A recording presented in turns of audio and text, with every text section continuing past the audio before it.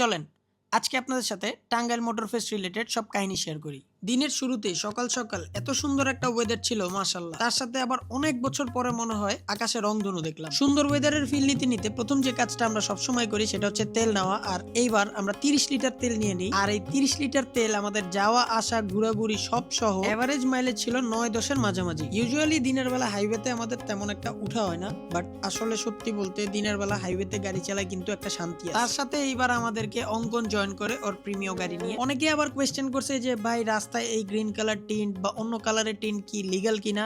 তার অ্যান্সার হচ্ছে না, সামনের গ্লাসে কোনো ধরনের কোনো টিন্ট লিগ্যাল না। আর এই সুন্দর রাস্তার ওয়েদারের ফিল নিতে নিতে আমরা পৌঁছে যাই টাঙ্গাইল শহরে। আর ঢাকায় যেহেতু অনেকদিন ধরে টানা বৃষ্টি হচ্ছিল, তাই আমার গাড়িটা ছিল মোটামুটি ভালোই নোংরা, যার কারণে আমরা শহরে ঢোকার সাথে সাথে যে প্রথম কাজটা করি সেটা হচ্ছে আমার গাড়ির ওয়াশ। সবগুলা গাড়ি ওয়াশের পরে খুব সুন্দরভাবে লাইন আপ করা ছিল ইভেন্টের জন্য। অনেকে আবার কমেন্টে বলছিল যে ভাই আপনার গাড়িতে রুফ ভাইজারটা ইনস্টল করলে আরো বেশি ভালো লাগবে, তাই এই চান্সে আমি আমার রুফ ভাইজারটাও ইনস্টল করে নিই। তারপর খাওয়া দাওয়া আর রেস্ট নিয়ে আমরা রেডি হয়ে যাই ডিরেক্ট ইভেন্টের জন্য। যদিও আমরা আগে থেকে আপডেট পেয়ে যাই যে ভেন্যুতে আমাদের আগে অলরেডি পুলিশ ওয়ার্ম আপ করে রেডি হয়ে বসে আছে T20 খেলার জন্য। এই আপডেট পাওয়ার সাথে সাথে আমাদের সাথে থাকা সব গাড়ি এন্ড বাইক নিয়ে আমরা আরেকটু সামনে চলে যাই আরেকটা লোকেশনে। কিছু দূর আগানোর পরেই দেখি হঠাৎ রাস্তার মাঝখানে একটা ফাইটার জেট ক্র্যাশ করছে। যাই হোক, তাড়াহুড়া করে আমরা সবাই মিলে চলে যাই নতুন লোকেশনে। আর সেখানে RRZ এর বাইক স্ট্যান্ড আর MX-5 এর কিছু ডোনাটস এর কারণে এই ছোটখাটো একটা গেট টুগেদার সাকসেসফুলি হয়ে যায়। বাট এতটুক সময়ের মধ্যেও আইফোনের মতো নতুন একটা আপডেট আসে যে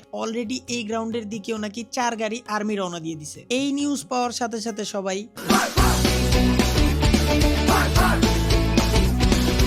সো আজকের এই ঘটনা থেকে আমরা কি শিখতে পারলাম যে কোনো ধরনের ইভেন্ট করার জন্য লিখিত পারমিশন ছাড়া কোনো ধরনের প্রিপারেশন বা অ্যাক্টিভিটিস করাটা হবে বেআইনি। এত দৌড়াদৌড়ির পরে আমরা সবাই আরেকটা জায়গাতে একসাথে হয়ে সব ধরনের বিষয় নিয়ে আলোচনা করে এন্ড এই মোটর ফেস্ট নেক্সট ডে কিভাবে হবে বা এর প্রিপারেশন কি হতে পারে সেই আপডেট নিয়েই আমরা আমাদের আজকের মতো দৌড়াদৌড়ি এখানেই শেষ করি। তারপর আপনাদের জন্য আমরা একটা অ্যানাউন্সমেন্ট ভিডিও বানাই। টাঙ্গাইলের সব ভাই ব্রাদারদের থেকে বিদায় নিয়ে আমরা সোজা রওনা দিয়ে দিই ঢাকার উদ্দেশ্যে। টাঙ্গাইল এক্সপ্রেসওয়ে দিয়ে ঢাকা ব্যাক করার পথে দুইটা জায়গায় এরকম ভয়ানক ভাঙা আছে, যেখানে আপনারা অবশ্যই আস্তে ধীরে সাবধানে গাড়ি নিয়ে আসবেন। সারা রাস্তা সাবধানে আসার পরও একদম জাস্ট বাসার সামনে এসে আমার সাথে এই ঘটনাটা ঘটে।